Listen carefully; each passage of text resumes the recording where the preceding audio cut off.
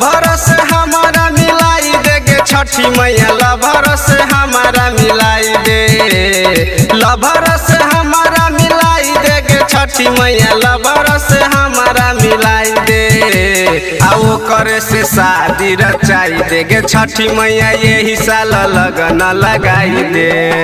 आओ करे से शादी रचाई देगे छठी मैया, यही साल लगन लगाई दे। आओ करे से शादी रचाई देगे छठी मैया, यही साल लगन लगाई दे। बोला बोला छठी मैया की जय। Music by DJ Umesh.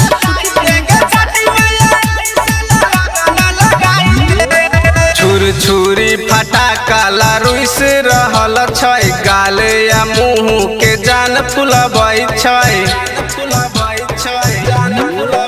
छुर छुरी फटाका लारुई से रहल छै, गाल या मुँह के जान फुलबै छै, जान फुलबै छै। हमारे पमन लगवाई देगे छठी मैया, हमारे पमन लगवाई दे। आओ करे से शादी रचाई देगे छठी मैया, यही साल लगन लगाई दे। आओ करे से शादी रचाई देगे छठी मैया, यही साल लगन लगाई दे। बोला बोला छठी मैया की जय। Music by DJ Umesh.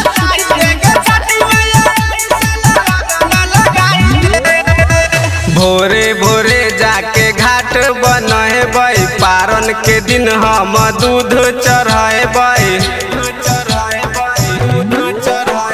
भोरे भोरे जाके घाट बनहेबै, पारन के दिन हम दूध चढ़ेबै।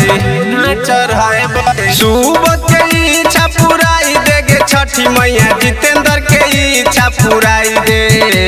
आओ करे से शादी रचाई देगे छठी मैया, यही साल लगन लगाई दे। आओ करे से शादी रचाई देगे छठी मैया, यही साल लगन लगाई दे। लभर से हमारा मिलाई देगे छठी मैया, लभर से हमारा मिलाई दे। आओ करे से शादी रचाई देगे छठी मैया, यही साल लगन लगाई दे।